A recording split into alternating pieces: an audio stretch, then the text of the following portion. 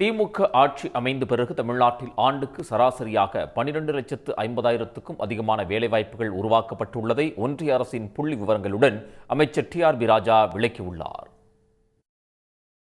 முதலமைச்சர் மு.க.ஸ்டாலின் மீண்டும் மீண்டும் கூறி வரும் உண்மைகளை எதிர்க்கட்சிகள் ஏற்க மறுக்கும் நிலையில் அவர்களின் கூட்டாளியான ஒன்றிய அரசின் தரவுகளை வெளியிடுவதாக தனது எக்ஸ் பக்கத்தில் அமைச்சர் டிஆர்பி ராஜா தெரிவித்துள்ளார்.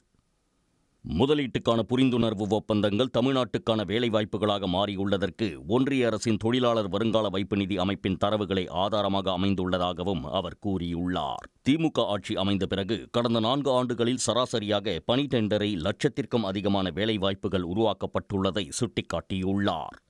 4 ஆண்டுகளில் 52 லட்சத்திற்கும் அதிகமான நிரந்தர வேலைவாய்ப்புகள் உருவாக்கப்பட்டுள்ளதாகவும் இது ஒட்டுமொத்த இந்தியாவில் உருவாக்கப்பட்டுள்ள வேலைவாய்ப்புகளில் 10% என்றும் அவர் பெருமிதம் தெரிவித்துள்ளார்.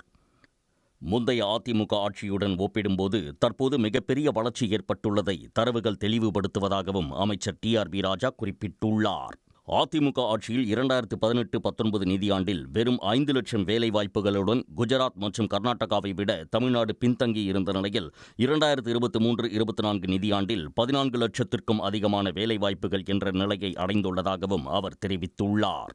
2021 சட்டமன்ற தேர்தலின் போது ஆண்டுக்கு 10 லட்சம் வேலைவாய்ப்புகள் உருவாக்குவோம் என முதலமைச்சர் மு.க.ஸ்டாலின் அளித்த வாக்குறுதியை விட 20% கூடுதலான வேலைவாய்ப்புகள் உருவாக்கப்பட்டுள்ளதாகவும் அவர் கூறியுள்ளார். இந்தியாவின் உற்பத்தித்துறை ஜாம்பவானான மராட்டியத்துக்கு அடுத்தபடியாக தொடர்ந்து 2வது ஆண்டாக 2ஆம் இடத்தை பெற்றுள்ளது.